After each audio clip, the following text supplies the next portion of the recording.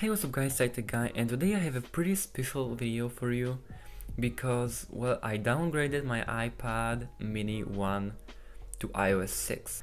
It just works great, but, well, there aren't so many apps that support it. Look, I have Twitter, Netflix, Spotify, Facebook, like some terrific app which took me a lot of time to get it to work actually.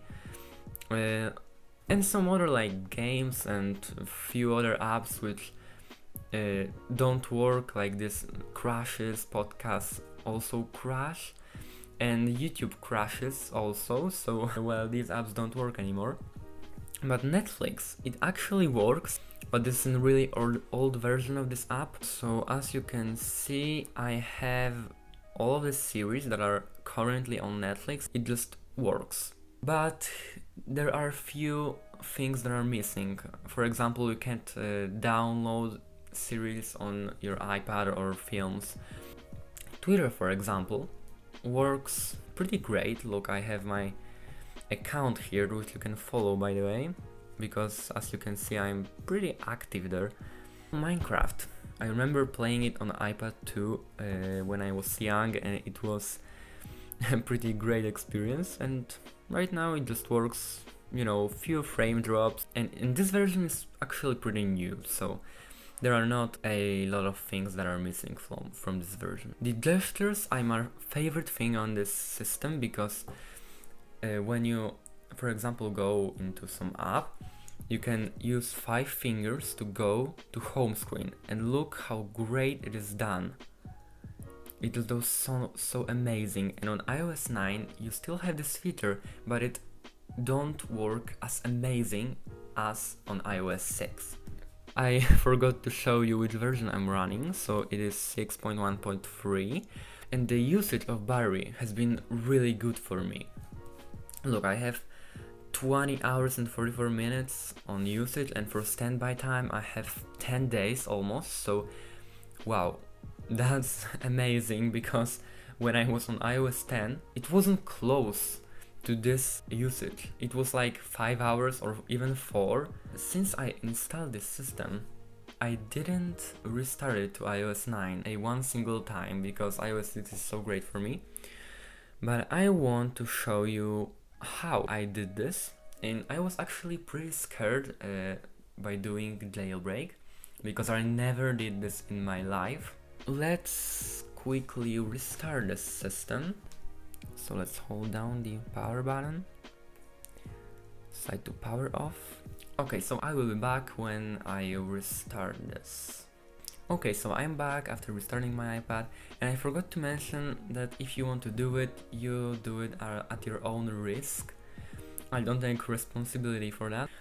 So I'm gonna delete this. And now I'm gonna show you the real process through my computer, how to do it. Okay, so first thing that you wanna do is to plug in your iPad to your computer. You want to drag this Phoenix app into the Cydia impactor, and I'm gonna put the links in the description to this. So you just drag and drop this right here. Okay, so after a few crashes and a few errors, it's installing to my iPad.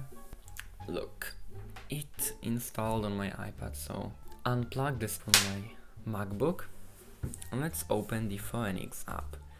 And it will show that it's untrusted developer, so what you want to do is go to device management and click trust.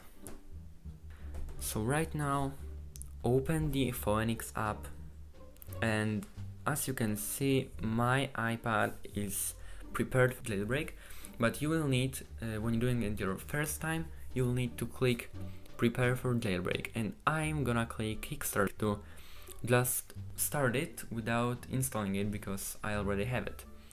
Right here, click on use provided offsets. Okay, after a few reboots, restarts and resprings, this iPad should be jailbroken right now. It should finally work. Please be working. Yes, your iPad is jailbroken. You will launch Cydia from your home screen. So let's try that. So first thing you want to do is to go to sources and click on edit and add Coolblur here. Then just search for Coolblur in the package names. So in this Coolblur you will have an option to install right here, and you just need to click on that and wait for this to install, and that should work perfectly like it did for me. Right now I'm going to click on boot, and it will boot in iOS 6, but remember to unplug your device from the charger because it's just a problem. So right now let's lock my device, and as you can see, like, something is going on. Oh, it was actually easier than I think it will be. So yeah, this iPad works great on iOS 6, but would I recommend installing it like for main usage? Absolutely not.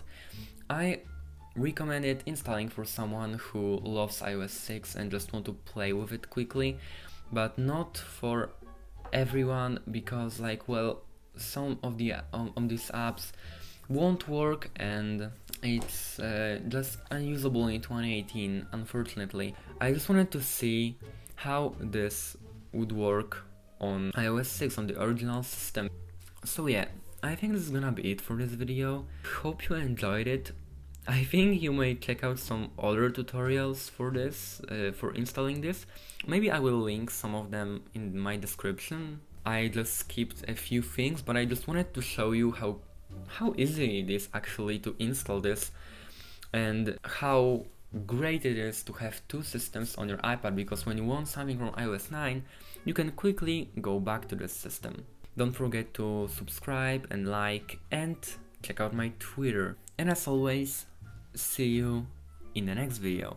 And by the way, I didn't have any text written in this video, so I have always like the text for my videos in some kind of notepad, but not this time. This time I'm doing it from my head. Okay, what am I even saying right now? Let's end this video.